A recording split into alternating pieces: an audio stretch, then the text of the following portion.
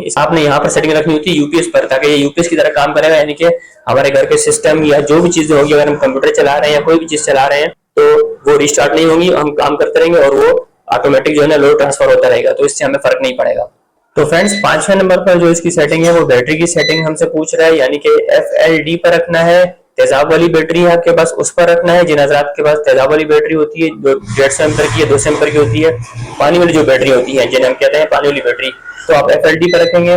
और जिन USE यानी कि अगर आप बैटरी की सेटिंग करने में एक्सपर्ट है तो आप इसे USE पर रखेंगे। और AGN यानी कि अगर आपके पास ड्राई बैटरी है तो आप इसे ड्राई बैटरी पर रखेंगे।